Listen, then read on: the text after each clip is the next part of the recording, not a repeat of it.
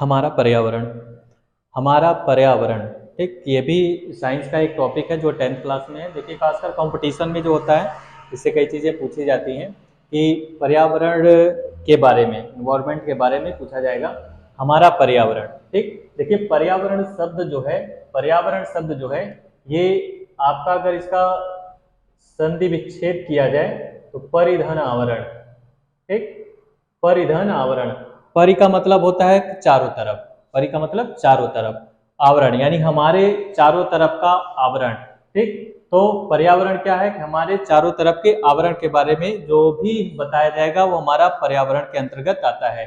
जीवधारी हो चाहे वनस्पति हो, ठीक, जीवधारी मतलब जीव जंतु, वनस्पति में पेड़ पौधे, ये सभी चीज आ जाएंगी। तो जीवधारी एवं वनस्पतियों के चारों ओर जो आवरण है, जीवधारी, ठीक, जीवधारी एवं वनस्पतियों के चारों ओर जो आवरण है वही पर्यावरण कहलाता है।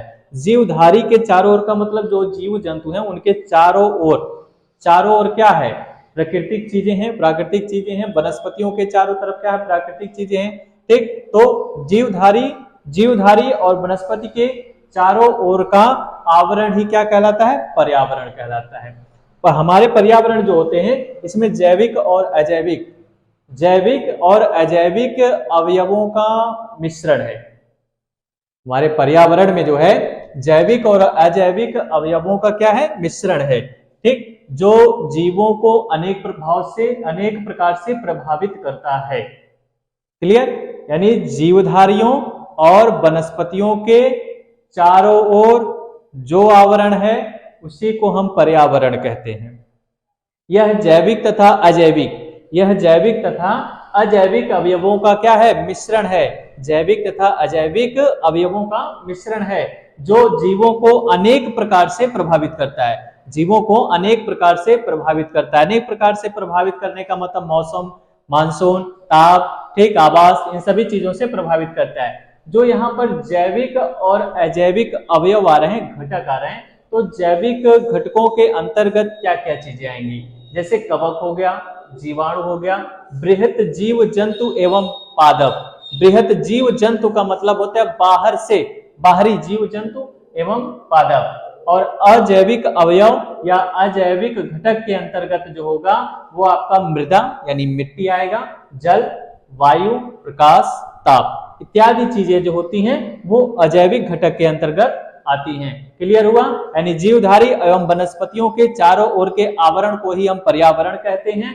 यह जैविक तथा अजैविक घटकों का या अवयवों का मिश्रण होता है। जैविक घटक के अंतर्गत कवक, जीवाणु और जीव जंतु तथा पादप आते हैं। अजैविक अवयव या अजैविक घटक के अंतर्गत मृदा, जल, वायु और प्रकाश, ताप आते हैं, ठीक। अब इसी में हमारा ये है कि अपशिष्ट पदार्थ, अपशिष्ट पदार्थ, अपशिष्ट पदार्थ क्या होते हैं कि कोई भी जीव जंतु जो है अनेक अवांछित पदार्थ को क्या करते हैं, निष्कासित करते हैं। सभी जीव जंतु जो होते हैं वो अनेक अवांछित पदार्थ जिसकी जरूरत नहीं है तो क्या करते हैं, अवांछित पदार्थों को इधर उधर गिरा देते हैं या फेंक देते हैं। ऐसे पदार्थों को हम अपशिष्ट पदार्थ कहते हैं जो यूजलेस होते हैं, ठीक। इसमें तीन तरह से आपका अपशिष्ट पदार्थ हो गया, ठोस हो गया, गैस हो गया, तरल हो गया। ठोस अपशिष्ट पदार्थों में क्या होता है कि जैसे नगर पालिका का जो कचरा होता है, ठोस अपशिष्ट पदार्थों के अंतर्गत नगर पालिका का जो कचरा होता है, लोग क्या करते हैं, घरों से उसको निकालकर बाहर फेंक देते हैं, वो ढेर के रूप में इकट्ठा होता चला जाता है, ठीक। और औद्योगिक अपशिष्ट जो फैक्ट्रियां होती हैं, फैक्ट्रियां जैसे चमड़े उद्योग हो गए, ठीक, प्लास्टिक उद्योग हो गए, यहाँ से भी जो कचरा होता है उसको भी बाहर फेंक दिया जाता है या एकत्रित कर दिया जाता है, तो वो भी क्या है, ठोस अपशिष्ट पदार्थ के अंतर्गत आते हैं।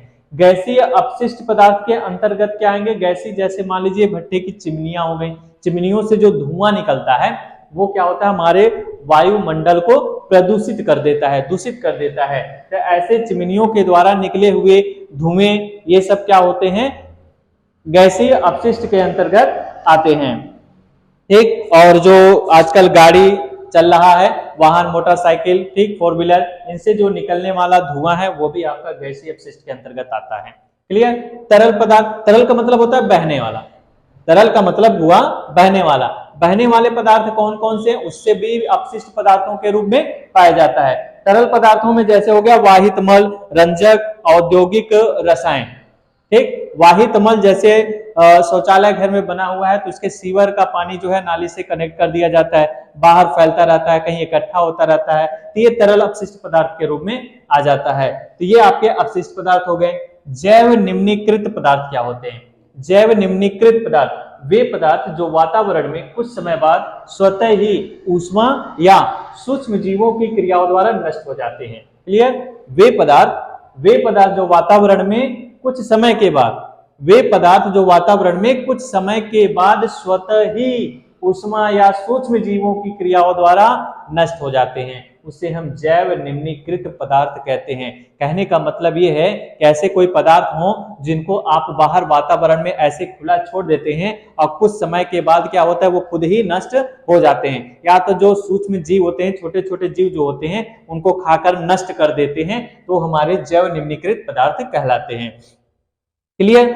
अजैव निम्नीकृत पदार्थ क्या होते हैं, अब इसी का अपोजिट बता देंगे। वे अपशिष्ट पदार्थ जो अपघटन की क्रिया द्वारा, वे अपशिष्ट पदार्थ जो अपघटन की क्रिया द्वारा विघटित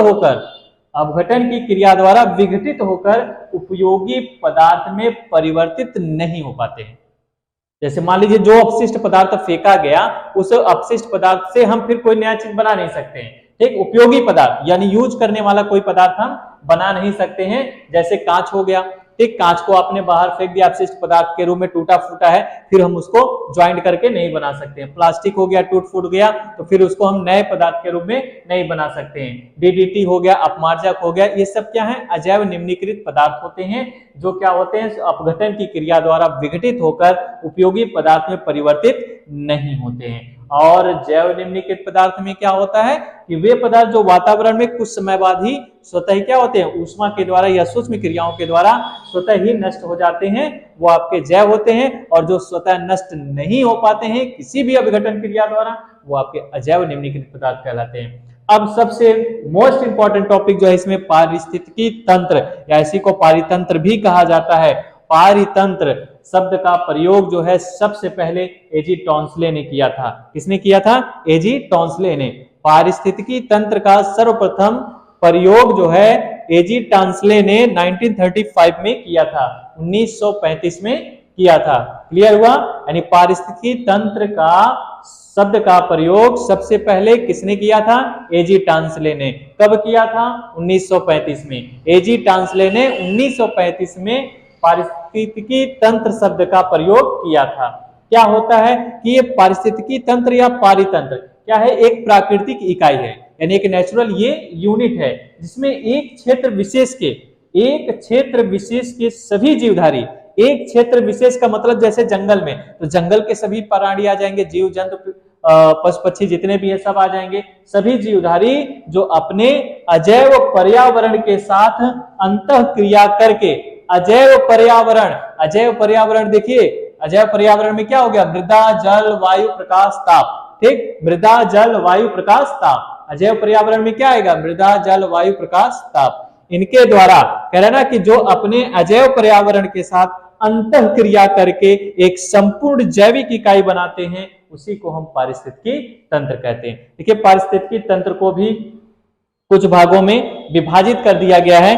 अब ये पारिस्थितिकी तंत्र क्या होंगे? इसमें पारिस्थितिकी तंत्र को प्राकृतिक पारिस्थितिकी तंत्र होता है और एक होता है कृत्रिम, आर्टिफिशियल। एक नेचर से हमें मिल जाता है और एक आर्टिफिशियल जो मनुष्यों के द्वारा बनाया जाता है। प्राकृतिक पारिस्थितिकी तंत्र में क्या होता है? इसमें आप इसको भी प्राकृतिक पारिस्थितिकी तंत्र को भी दो भागों में विभाजित कर दिया, यानी दो प्रकार के होते हैं। जलीय पारिस्थितिकी तंत्र, जलीय पारिस्थितिकी तंत्र भी दो पार्ट हो गया इसका भी, स्वच्छ जलीय, समुद्री जलीय। स्वच्छ जलीय पारिस्थितिकी तंत्र में क्या होता है कि जिसमें तालाब आएगा, यानी इसमें स्थिर जल रहेगा, बहता हुआ भी जल आ जाता है। स्थिर जल और बहता हुआ जल जो होता है वह आपका स्वच्छ जलीय पारिस्थितिकी तंत्र कहलाता है।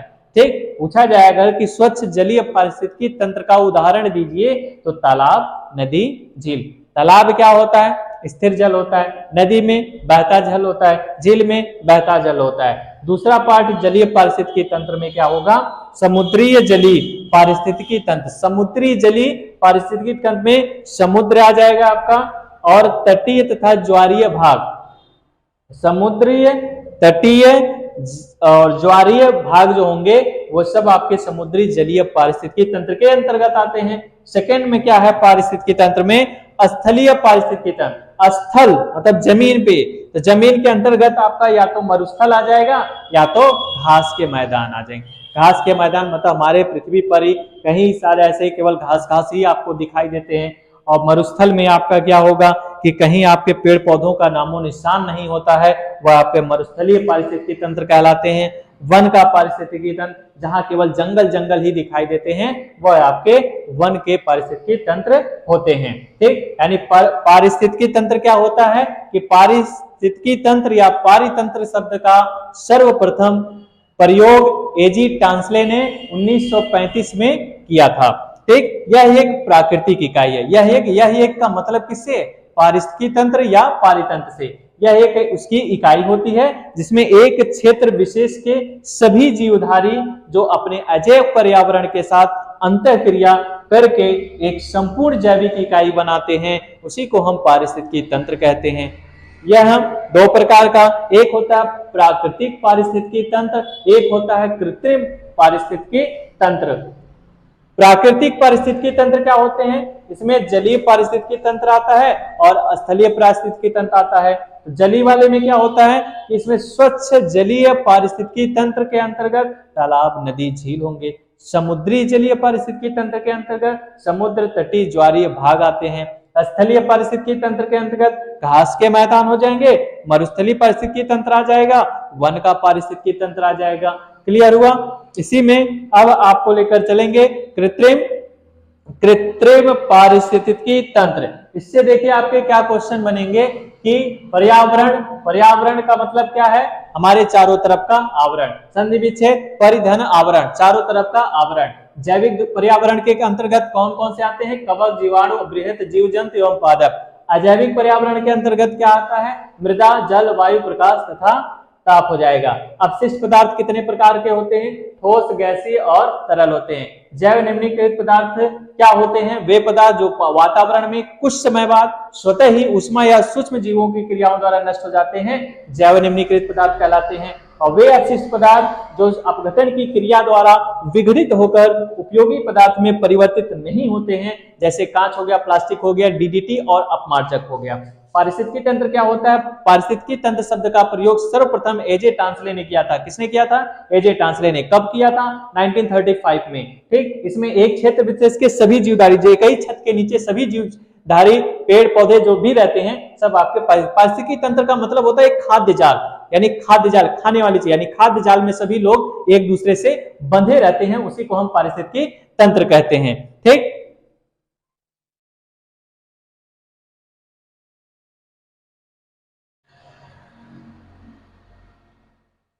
कृत्रिम पारिस्थितिकी तंत्र।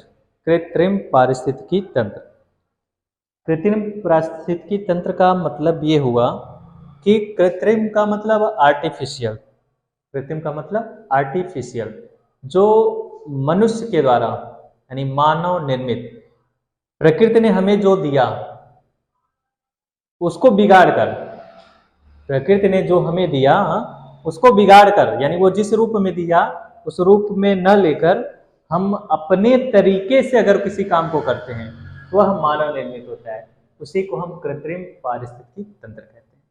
यानी मनुष्यों द्वारा प्रकृति का विरोध करके अपने द्वारा बनाए गए पारिस्थितिकी तंत्र को कृत्रिम पारिस्थितिकी तंत्र कहते हैं। क्लियर। इसमें क्या होता है, जैसे आप धान की खेती कर लें, गेहूं की खेती कर लें, आलू की खेती कर लें, सरसों की खेती कर लें, कोई तालाब बना लीजिए, उस तालाब या पोखरे में मछली पालन कर लीजिए, तो ये सब क्या है, ये पारिस्थितिकी तंत्र है। लेकिन इसको क्या किया, मनुष्य ने ही तो बनाया, प्रकृति ने तो हमें दिया था लेकिन दूसरे रूप में दिया था, हमने क्या किया, उसको बिगाड़कर अपने तरीके से तैयार कर दिया, इसी को हम कृत्रिम पारिस्थितिकी तंत्र कहते हैं। ठीक, पारिस्थितिकी तंत्र के जो घटक होते हैं, क्योंकि अभी बताए हैं कि पारिस्थितिकी तंत्र का जो होता है अजैविक घटक, जैविक और अजैविक दोनों घटकों से मिलकर बना होता है, यही तो हमारा पारिस्थितिकी तंत्र है। तो पहले जैविक क्या होते हैं? जैविक घटक के अंतर्गत आपको स्वपोषी पढ़ेंगे, विषमपोषी पढ़ेंगे और सूक्ष्म उपभोक्ता पढ़ेंगे। ठीक, तो जैविक घटक में पहले स्वपोषी, जिसको हम उत्पादक के नाम से भी जानते हैं। ठीक, जैविक घटक में सबसे पहला पार्ट जो होगा आपका स्वपोषी। स्व मतलब अपना, पोषी मतलब पोषण, जो अपना पोषण स्वयं कर ले उसी को हम स्वपोषी कहते हैं और उसी को उत्पादक भी कहा जाता है। तो इसमें जितने भी हरे पेड़ पौधे आते हैं, हरे पेड़ पौधे जितने भी हैं आपके, ये सब क्या हैं? उत्पादक हैं, स्वपोषी हैं। ये किसी दूसरे पर आश्रित नहीं है कि कोई उन्हें भोजन बना के देगा तो वो खाएंगे। पेड़ पौधे अपना भोजन जो है स्वयं बनाते हैं। इसकी अभिक्रिया द्वारा, प्रकाश संश्लेषण की अभिक्रिया द्वारा यह अपना भोजन स्वयं बनाते हैं। ठीक, प्रकाश संश्लेषण की अभिक्रिया का मतलब ये हुआ कि सूर्य के प्रकाश की उपस्थिति में, सूर्य के प्रकाश की उपस्थिति में पेड़ पौधे जो होते हैं वो क्या, कार्बन डाइऑक्साइड और ऑक्सीजन के द्वारा कार्बोहाइड्रेट यानी कार्बोहाइड्रेट का निर्माण करते हैं। इसमें क्या होता है? क्लोरोफिल, क्लोरोप्लास्ट के रूप में उनका भोजन जो होता है वह एकत्रित होता रहता है, जिसे हम हरित लवक भी कहते हैं। प्रकाश संश्लेषण की अभिक्रिया के द्वारा पेड़ पौधे अपना भोजन सूर्य के प्रकाश की उपस्थिति में स्वयं बनाते हैं, इसलिए इसे हम स्वपोषी या उत्पादक कहते हैं। क्लियर हुआ? चलिए अब चलते हैं विषमपोषी। विषमपोषी जिसको हम उपभोक्ता भी कहते हैं।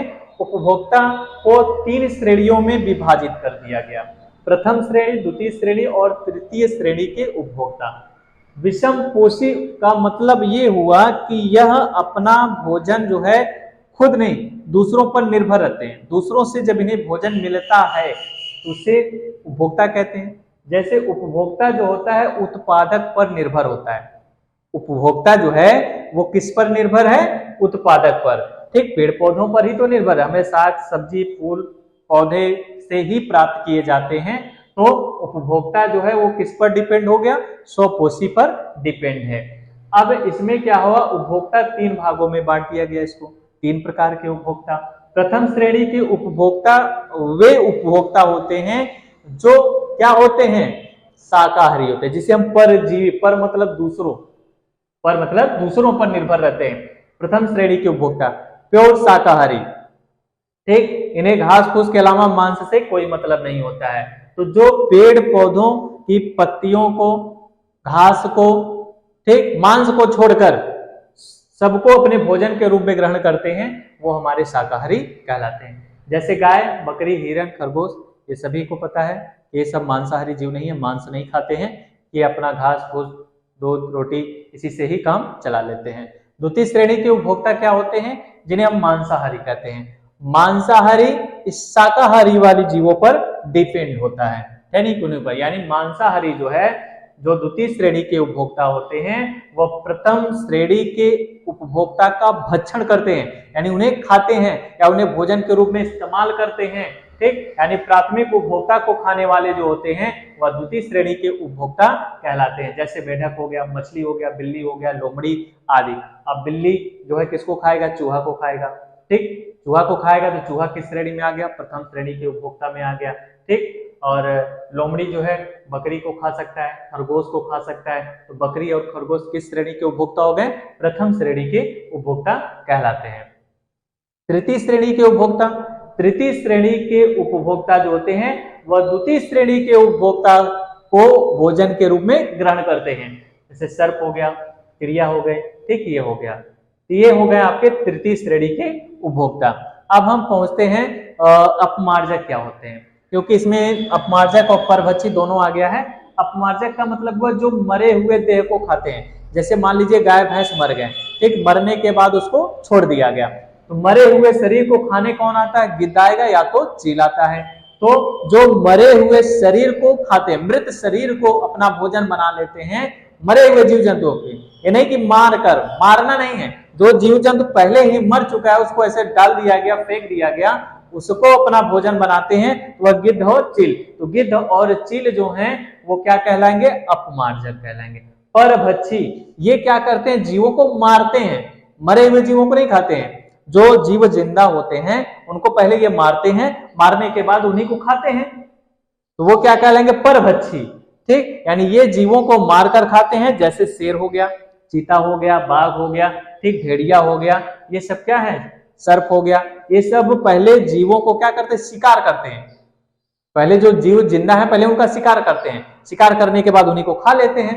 तो मरा नहीं था पहले ना, मारकर उसको खा रहा है तो परभक्षी कहलाएंगे। और जो पहले ही मर गए हैं उनको कोई खाता है, मरे हुए जीव जंतुओं को, तो अपमार्जक कहलाता है। सूक्ष्म उपभोक्ता, सूक्ष्म उपभोक्ता, सूक्ष्म का मतलब ये होता है छोटा।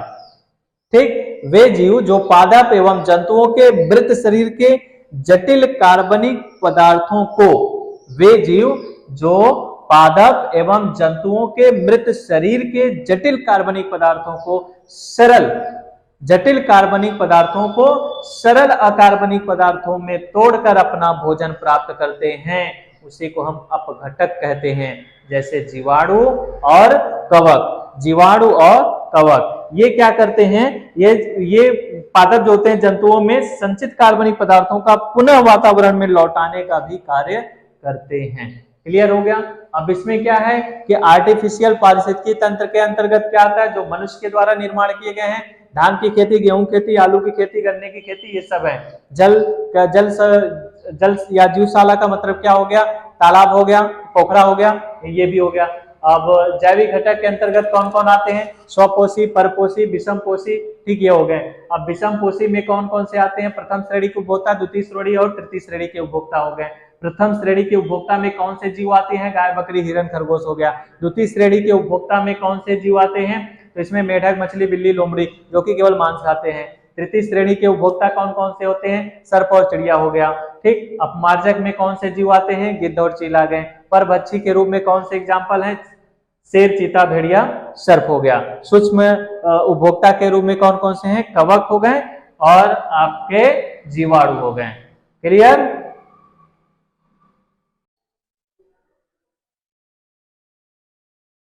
पारिस्थितिकी तंत्र के अजैविक घटक, अजैविक घटक में सभी निर्जीव पदार्थों को लिया गया और जैविक वाले में सभी जीवित पदार्थों को लिया गया, यानी सजीवों को लिया गया। ठीक, और इसमें हम पारिस्थितिकी तंत्र में अजैविक घटकों में केवल हम निर्जीव पदार्थों को पढ़ेंगे, यानी इसमें केवल निर्जीव पदार्थ आते हैं। तो ये जो अजैविक घटक के पारिस्थितिकी तंत्र होते हैं, ये पारितंत्र जीवों की विविधता एवं संख्या को प्रभावित करते हैं, जीवों की संख्या को प्रभावित करते हैं। मतलब कहीं पर जीव कम ज्यादा इस तरह को प्रभावित करते हैं। और इसमें क्या होता है कि उनकी विविधता एवं संख्या, विविधता मतलब उनके जीवन यापन करने में सबका जीवन यापन अलग होता है। कोई आवास बनाकर रहता है, कोई दूसरों के आवास में रहता है, कोई निम्न तापमान पे रहना चाहता है, कोई अधिक तापमान पे रहना चाहता है। ये सभी चीजें क्या होती हैं कि प्रभावित करती हैं। तो इसको प्रभावित करने वाले कारक कौन कौन से हैं? ठीक, सबसे पहले तो हम प्रकाश के बारे में पढ़ेंगे। प्रकाश जो होता है, ये प्रकाश किस तरह से प्रभावित करता है। तो प्रकाश जो है आपका किस तरह से प्रभावित करेगा, क्योंकि प्रकाश हरे पेड़ पौधों के लिए बहुत आवश्यक है। सनलाइट जो है हरे पेड़ पौधों के लिए बहुत ही आवश्यक है, क्योंकि हरे पेड़ पौधे जो होते हैं वो प्रकाश से ही, यानी सूर्य के प्रकाश की उपस्थिति में ही अपना भोजन बनाते हैं। ठीक, इसलिए प्रकाश की आवश्यकता होती है। सभी प्राणी जो होते हैं, सभी प्राणी प्रत्यक्ष या अप्रत्यक्ष, प्रत्यक्ष या अप्रत्यक्ष रूप से हरे पौधों द्वारा, प्रत्यक्ष रूप से हरे पौधों द्वारा ही भोजन का निर्माण करते हैं। ठीक, इससे ये क्या है कि जीवों के लिए सूर्य से आने वाला प्रकाश जो है ऊर्जा का भी सबसे बड़ा स्रोत माना गया है, इसलिए प्रकाश की आवश्यकता होती है। उसके बाद हम चलते हैं टेम्परेचर यानी तापमान पर। तापमान में क्या होता है कि यह पर्यावरण का तापमान जो है यह पर्यावरण का महत्वपूर्ण अंग है। तापमान जो है यह पर्यावरण का एक महत्वपूर्ण अंग है या घटक है, क्योंकि प्रकाश तो आवश्यक है ही। इसके साथ साथ मुझे तापमान की भी आवश्यकता पड़ती है, और तापमान जो है जीवों की उत्तरजीविता को बृहद यानी बाहरी रूप से प्रभावित करते हैं, यानी जीवों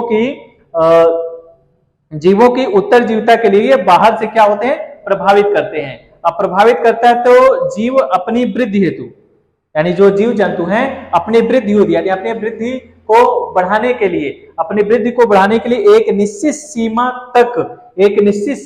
तक तापमान को बर्दाश्त कर सकते हैं।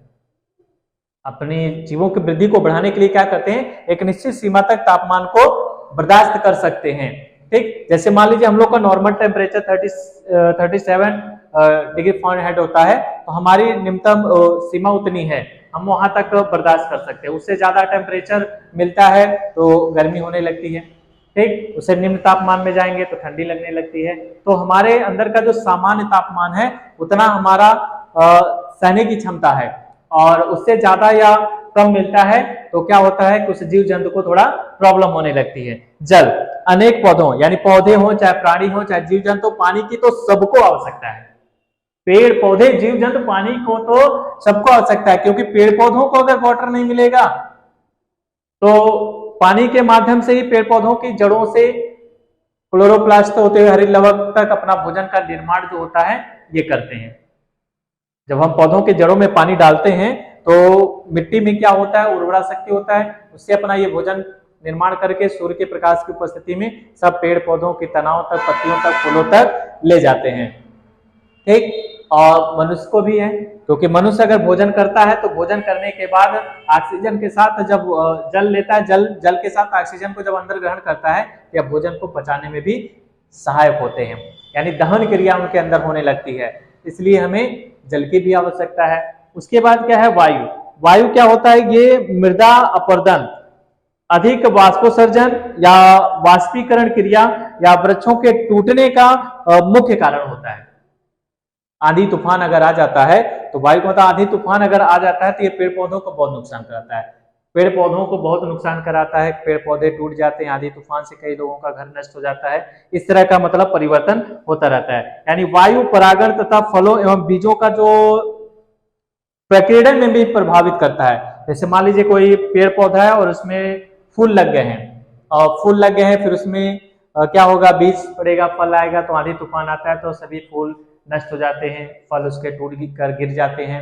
ठीक, बीज नष्ट हो जाते हैं। तो इससे क्या होता है, ये भी हमारे वातावरण को प्रभावित करता है। वायुमंडलीय गैसें, तो वायुमंडल में अनेक प्रकार की गैसें होती है, जिसमें हम जानते हैं कि 21% जो होता है वो ऑक्सीजन होता है, और 0.03% जो होता है वो CO2 होता है, और 79% तक आपका नाइट्रोजन होता है। और आपको पता है कि हमारे वायुमंडल में नाइट्रोजन गैस की मात्रा सबसे ज्यादा है, लेकिन हमको आवश्यकता किसकी होती है, ऑक्सीजन की।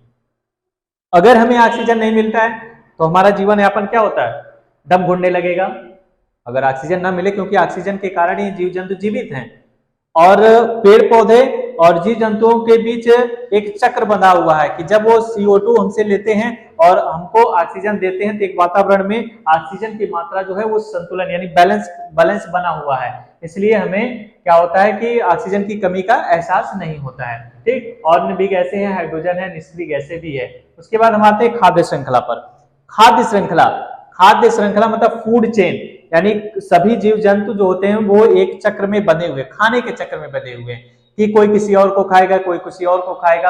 अगर ना खाएं तो भी दिक्कत है, अगर ना खाएं एक दूसरे प्राणी को तो उससे भी प्रॉब्लम है, क्योंकि उनकी संख्या, उनकी आबादी और जनसंख्या लगातार बढ़ती चली जाएगी, और जब उनकी संख्या लगातार बढ़ती चली जाएगी तो क्या होगा, वायु प्रदूषित होगा, ठीक, वातावरण प्रदूषित होगा, एनवायरमेंट प्रभावित होगा। इसीलिए क्या है कि एक चक्र में ये सब बने हुए हैं, और इस चक्र को हम पोषक स्तर कहते हैं। और पोषक स्तर के उत्पादक, प्राथमिक, द्वितीयक और तृतीयक उपभोक्ता जो होते हैं, इसके प्रकार होते हैं। उत्पादक के बारे में आपको पहले भी बता चुके हैं। उत्पादक क्या होते हैं, हरे पेड़ पौधे जो अपना भोजन स्वयं बनाते हैं। प्राथमिक उपभोक्ता जो शाकाहारी जंतु होते हैं, जैसे खरगोश, बकरी, गाय, ये सब। द्वितीयक उपभोक्ता मेढक, लोमड़ी, सर्प जो प्राथमिक उपभोक्ता का भक्षण करते हैं, यानी उनको खाते हैं। तृतीयक उपभोक्ता क्या होते हैं, तृतीयक उपभोक्ता को हम द्वितीयक मांसाहारी उपभोक्ता भी कहते हैं, क्योंकि ये मांसाहारी जंतुओं को ही खाते हैं, इसलिए द्वितीयक मांसाहारी कहलाते हैं। इसमें मानव और भालू आ जाता है। ठीक, ये एक हमने पिरामिड बना दिया है, खाद्य जाल का एक पिरामिड है। इसमें देखिए यहाँ सबसे निचले स्तर पर जो रखा गया है वो क्या है, उत्पादक। और उत्पादक में क्या होता है, हरे पेड़ पौधे आपके आ जाते हैं। इन हरे पेड़ पौधों को कौन खा रहा है, प्राथमिक उपभोक्ता। प्राथमिक उपभोक्ता में कौन है, खरगोश, बकरी, गाय, इस तरह के। इस प्राथमिक उपभोक्ता को फिर कौन खाएगा, द्वितीयक उपभोक्ता। द्वितीयक उपभोक्ता में कौन आएगा, ये आ जाएंगे मेढक, लोमड़ी, सर्प आ जाएंगे। द्वितीयक उपभोक्ता को फिर कौन खाएगा, तृतीयक उपभोक्ता। तृतीयक उपभोक्ता में कौन आएंगे, मानव और भालू आ जाते हैं। इन्हें हम सर्वाहारी भी कहते हैं, क्योंकि ये शाकाहारी और मांसाहारी दोनों के अंतर्गत आ जाते हैं। क्लियर। तो ये क्या है, पिरामिड एक बनाया गया। किसका पिरामिड है, खाद्य श्रृंखला का, पोषक स्तर का। पोषक स्तर का ये पिरामिड है। तो ये दिखाया गया है कि पहले क्या है, पहले मरुस्थल पर, जमीन पर क्या थे, केवल आपके पेड़ पौधे ही दिखाई देते थे। तो पेड़ पौधों यानी घास की संख्या ज्यादा थी।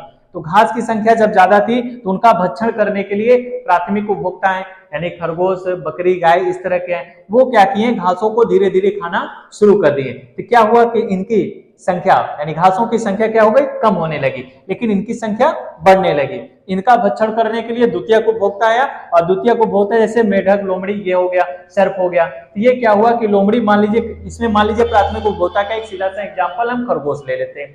खरगोश की संख्या यहाँ बढ़ती चली जा रही है, ठीक, या बकरी की संख्या बढ़ती चली जा रही है, इससे पर्यावरण प्रदूषित होगा। उसको खाने के लिए लोमड़ी आया। लोमड़ी क्या किया कि एक बैलेंस बना दिया, किसके बीच, उत्पादक और प्राथमिक उपभोक्ता के बीच एक बैलेंस बन गया, क्योंकि ये खा रहा था घास को, और घास की संख्या धीरे धीरे कम होती चली जा रही थी, और इनकी संख्या बढ़ती चली जा रही है। ये जब इसको खाएगा, प्राथमिक उपभोक्ता को, तो इनकी संख्या को क्या कर दिया, बैलेंस कर दिया। और जब बैलेंस कर दिया, क्योंकि ये द्वितीयक उपभोक्ता ये नहीं खाएगा, इसी को खाएगा, तो इसका बैलेंस ये संतुलित कर दिया। इस बैलेंस के संतुलित होने से ये भी संतुलित हो गया। ठीक, अब इसको खाने के लिए तृतीयक उपभोक्ता आया। मान लीजिए यहाँ पर आपका लोमड़ी है, अब लोमड़ी को खाने के लिए मान लीजिए कोई शेर आ गया, मानव आ गया, भालू आ गया, ये सब आ गए। ये क्या किया, इसको खाएगा। तो ये क्या किया, इसके बैलेंस कर दिया, क्योंकि इसकी संख्या को ये बैलेंस किया, फिर इसकी बैलेंस ये हुआ, इनकी जनसंख्या को ये नियंत्रित कर दिया। ठीक, इस तरह से एक पिरामिड बन गई पोषक स्तर की। खाद्य श्रृंखला का प्रकार स्थलीय रूप में, स्थलीय मतलब जमीनी स्तर पर देखेंगे कि खाद्य श्रृंखला का प्रकार किस तरह से, यानी किस तरह से ये एक दूसरे पर डिपेंड है। एक खाद्य श्रृंखला का मतलब एक दूसरे को खाने के एक चक्कर में, सब एक चक्र में बंधे रहते हैं। जैसे मान लीजिए पृथ्वी पर सबसे ज्यादा घास है, मान लिया जाता है कि अगर घास है, घास को कौन खाया, टिड्डा खाया, टिड्डे को कौन खाया, मेढक खाया, मेढक को कौन खाया, सांप खाया, और सांप को फिर कौन खा लिया, गिद्ध खा लिया। तो घास क्या हो गए, उत्पादक हो गए, टिड्डा क्या हो गया, प्राथमिक उपभोक्ता हो गया, मेढक क्या हो गया, द्वितीयक उपभोक्ता हो गया, सांप क्या हो गया, तृतीयक उपभोक्ता हो गया। अब फिर इसको जब खा लिया तो ये आपके आ जाते हैं, मरे हुए जीव जंतुओं को खाते हैं तो ये पाचक कहलाते हैं, ध्यान रखिएगा। जलीय स्तर पे जाते हैं। जलीय स्तर का मतलब समुद्र की बात कर लीजिए, नदी की बात कर लीजिए, तालाब, जली में, उसमें क्या होता है, पादप पल्लवक। समुद्र के सबसे निचले स्तर पर जाएंगे तो छोटे छोटे आपको घास के पौधे दिखाई देते हैं। उनको कौन खाता है, जंतु पल्लवक, यानी छोटे जीव जो होते हैं फिर उनको खाते हैं, घासों को। उनके अनुसार ये शाकाहारी हुए। इन जंतुओं को छोटी मछली खाती है। छोटी मछली के रूप में मान लीजिए जैसे रोहू हो गया, रोहू इनको खाएगी, और रोहू को फिर शार्क खा गया, यानी बड़ी मछली खा गई। तो इनका पिरामिड इस तरह से चलता है। ठीक, तो स्थलीय रूप में कैट हो गए 1 2 3 4 5 चरणों में कंप्लीट हो जाता है। और जब जलीय स्तर पे जाते हैं 1 2 3 4 स्तर में ही यह पोषक स्तर यानी खाद्य श्रृंखला को कंप्लीट कर देते हैं। क्लियर हुआ? इस तरह से इनका एक चेन बना हुआ है, एक जाल बना हुआ है। ठीक,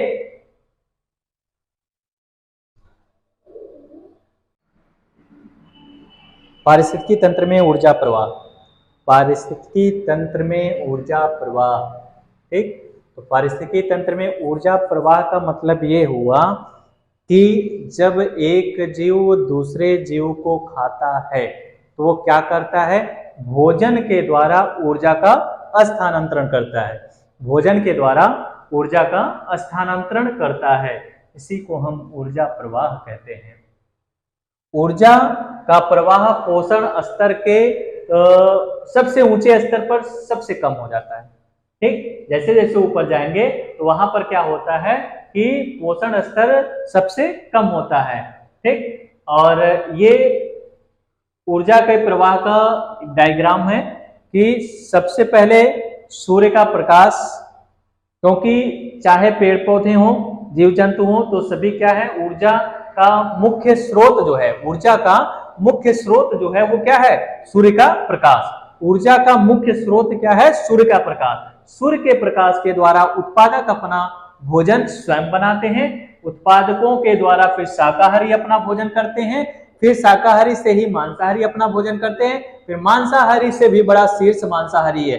तो ये क्या किया, उत्पादक भोजन जब ग्रहण कर रहा है तो भोजन से ऊर्जा का स्थानांतरण हो रहा है, मतलब ये खाया फिर इसको ये खाया, तो इसके अंदर जो भोजन था या इसको खाकर ये अपना भोजन कंप्लीट कर रहा है, अपना आहार कंप्लीट कर रहा है, इससे एक दूसरे में क्या हो रहा है, ऊर्जा का स्थानांतरण हो रहा है। ये अपना 10% ऊर्जा इसको दे देता है और इसके पास 90% ऊर्जा शेष बचा रहता है। फिर ये अपना 10% इसको दे देता है, इसके पास 90% शेष बचा रहता है। फिर अपना 10% ये दे देता है, 90% आपका शेष बचा रहता है। इस तरह से ऊर्जा का स्थानांतरण होता है, ठीक। और एक स्थलीय पारितंत्र में हरे पौधे की पत्तियों द्वारा प्राप्त होने वाली सौर ऊर्जा का लगभग 1% भाग, क्लियर करिए, एक स्थलीय पारितंत्र में हरे पौधे की पत्तियों द्वारा, हरे पौधे या हरे पादप की पत्तियों द्वारा प्राप्त होने वाली सौर ऊर्जा का लगभग 1% भाग, केवल 1% भाग खाद्य ऊर्जा में परिवर्तित किया जाता है। जबकि लिंडमान ने अपना क्या नियम दिया, ऊर्जा प्रवाह का एक नियम दिया, किसने, लिंडमान ने लिखा उन्होंने कि ऊर्जा का 10% का भाग ही स्थानांतरण होता है, यानी ऊर्जा का 10% का भाग, 10% भाग ही क्या होता है, स्थानांतरण होता है। इस नियम को किसने प्रतिपादित किया, लिंडमान ने, यानी ऊर्जा के 10% का नियम किसने प्रतिपादित किया, लिंडमान ने। ओजोन परत का क्षय, आपको पता ही है कि हमारी पृथ्वी का वायुमंडल जो है वो ओजोन परत से घिरा हुआ है। ओजोन परत का काम क्या है कि सनलाइट से जो यूवी किरणें आ रही हैं, अल्ट्रावायलेट किरणें आ रही हैं, वो क्या करते हैं, हमारे पृथ्वी का नुकसानदेह है, हमारे पृथ्वी पर जो भी जीव जंतु उनके लिए नुकसानदेह है।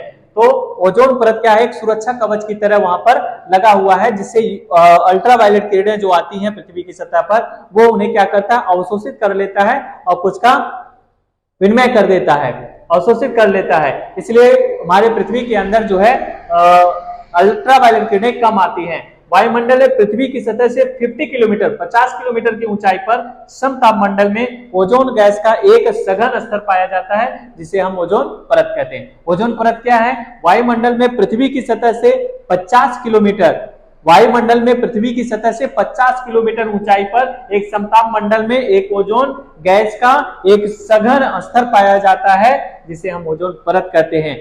हमारे वायुमंडल में ओजोन परत का नुकसान हो रहा है, क्षरण हो रहा है। क्यों हो रहा है, क्योंकि आजकल लोग फ्रिज, एसी आदि का यूज कर रहे हैं। इसमें जो होता है सीएफसी गैस होती है, फ्रेऑन गैस होती है, जो हमारे वायुमंडल के लिए बहुत ही नुकसानदेह है। और यही गैस सीएफसी और फ्रेऑन गैस जो होती है, जो शीतलक का काम करती है, ये जो है ओजोन लेयर को धीरे धीरे नष्ट करते चली जा रही है।